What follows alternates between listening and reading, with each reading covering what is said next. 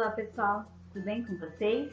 Hoje nós vamos dar continuidade ao nosso estudo de biomas e hoje nós vamos estudar os biomas brasileiros, né? Tem aí as suas peculiaridades e diferenças aí dos biomas que nós estudamos na aula anterior, certo? Então vamos lá, vamos conhecer os biomas brasileiros.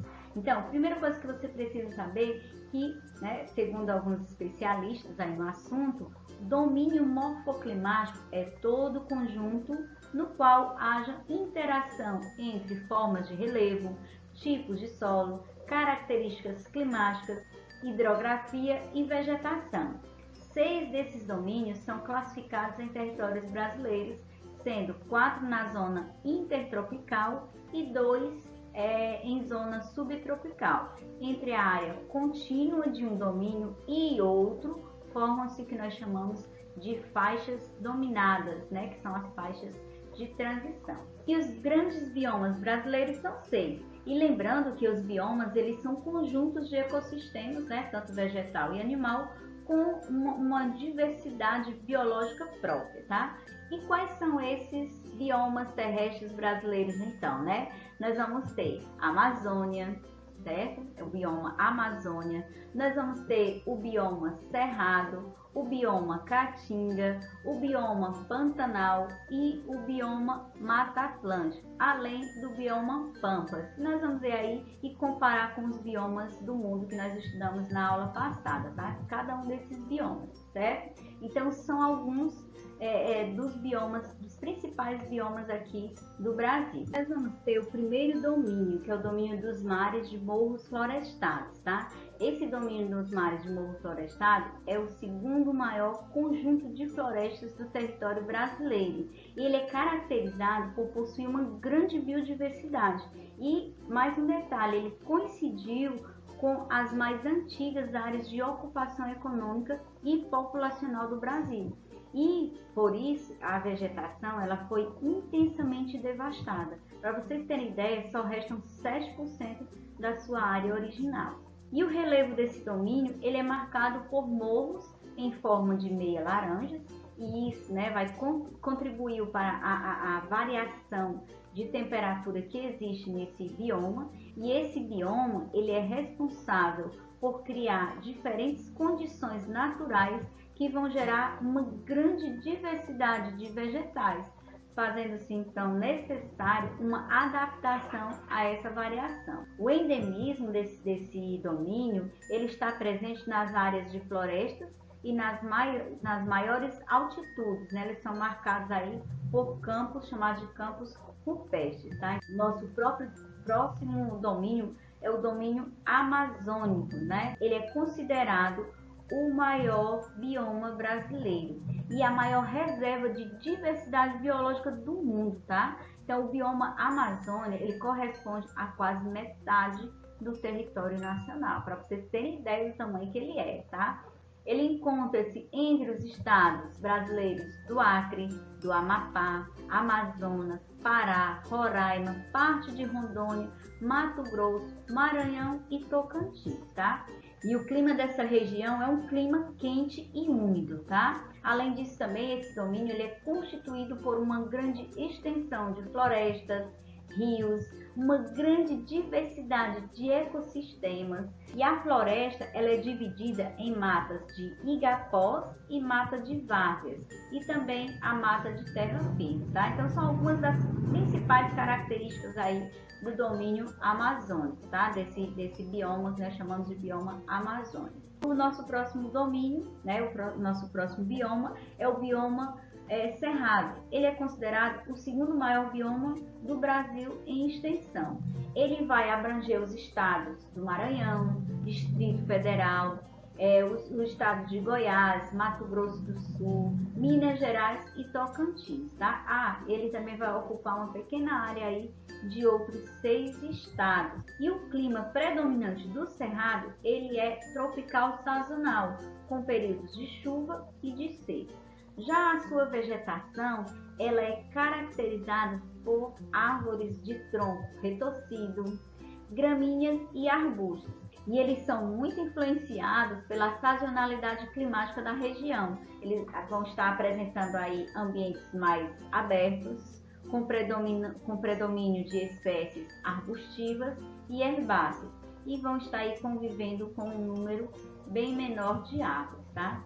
Então, eles correspondem a 1/3 das paisagens natural do país, ocupando especialmente o Brasil Central, tá? Ele vai estar principalmente aí no Brasil Central.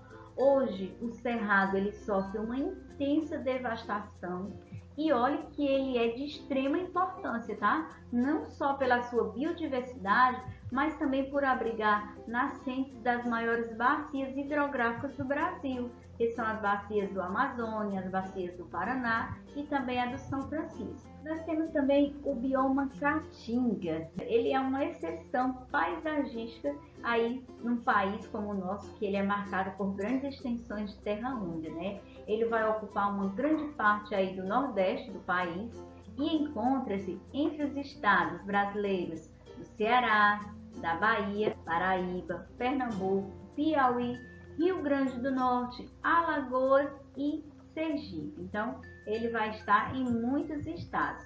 Além disso, há uma presença desse tipo de bioma em pequenas partes dos estados do Maranhão e de Minas Gerais, tá?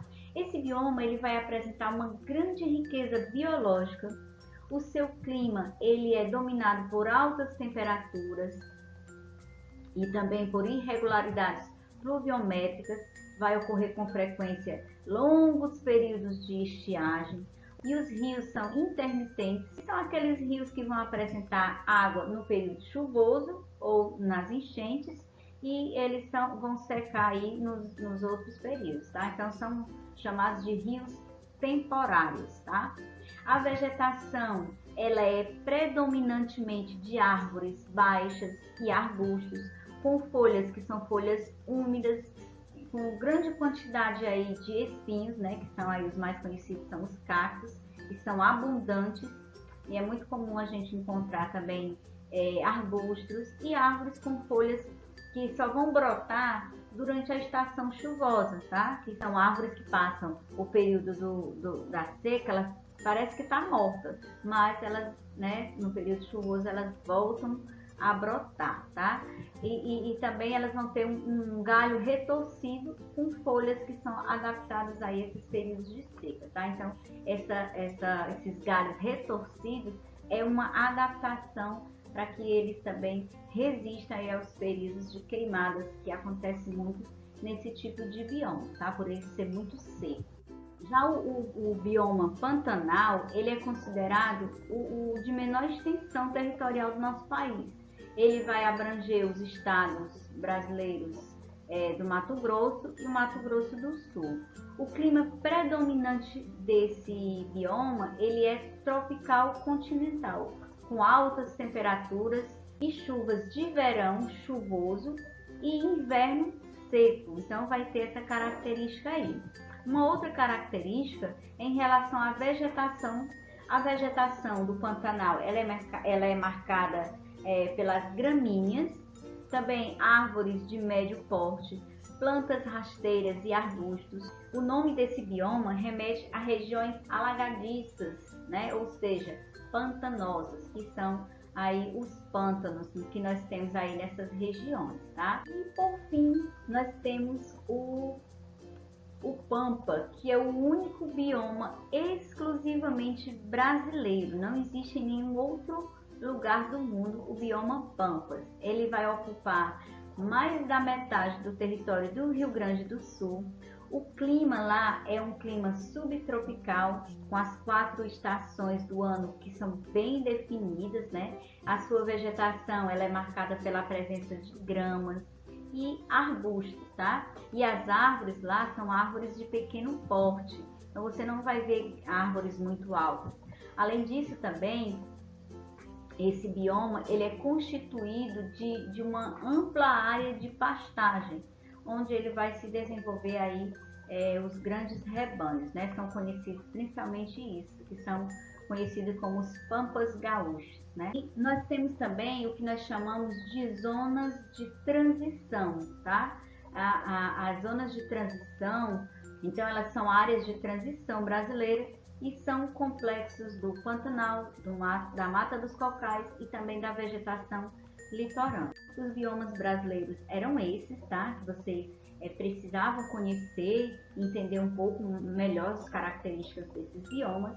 E eu também trouxe aqui algumas curiosidades para vocês, né? Por exemplo, quando juntamos os biomas da Amazônia, da Mata Atlântica, eles vão ocupar 100% de 8 estados brasileiros. É isso mesmo, tá? E o bioma Amazônia e o bioma Pantanal, eles vão ocupar juntos mais da metade de todo o nosso Brasil. Então, ele, né, é um bioma muito extenso. E a maior planície inutável do mundo é aqui no Brasil, que é o Pantanal Mato Grossense, tá? E atualmente a Mata Atlântica ela vai corresponder a apenas 7% da sua área original, né? Como eu disse anteriormente, ela está muito devastada. Então eram esses os biomas brasileiros que a gente deveria conhecer nessa aula de hoje, tá? Então a nossa aula vai ficando por aqui. Grande abraço a todos vocês e até a próxima aula. Tchau!